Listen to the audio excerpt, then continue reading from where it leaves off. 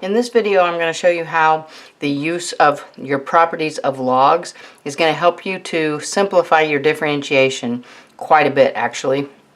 So like, let's say that we're trying to find the derivative of the natural log of the square root of x minus 2 to the third over x squared plus 5. Alright, now in general, this is the natural log of something, of a u, and our derivative is u prime over u for taking the derivative of the natural log function. Alright, but if we let this entire expression be u, calculating the derivative of it, and then over this radical itself then would be a really messy procedure. So what we're going to do is we are going to use our properties of logs and simplify this expression before we attempt to take that derivative. Okay, so showing our work here, let's say we're going to take the derivative, so d dx of this expression, and when I write it this first time, I am going to write it as raised to the 1/2 power here. So then we'll have the natural log of x minus 2 to the third power all over the x squared plus 5, and then we're going to go ahead and raise that to the 1/2 power, taking it out of that radical form.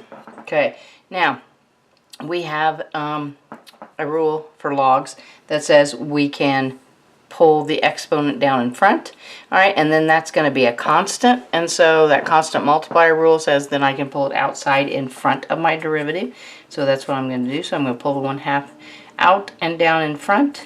Now I am just taking the derivative of the natural log of the x minus 2 to the third power all over the x squared plus 5. Alright, now at this point we've got a logarithm rule that says when we are dividing on our logs, then we can write this as the difference of two logs. So I'm going to apply that rule. So then we're going to have 1/2 d dx, scribble there, and we are then going to write this as the natural log of the numerator, which is x minus 2 to the third minus the natural log of the x squared plus 5. Okay, now doing another log rule, I've got another exponent here, which means I can pull that out in front. Okay, so I'm going to do that. So I'll have a 1/2 d dx, and then I'll have a 3 times the natural log of the x minus 2 minus the natural log of the x squared plus 5. Alright, now that is implementing log rules several times before I even start to take the derivative. Once that is simplified as far as you can using your properties of logs, then you're going to now actually want to take the derivative.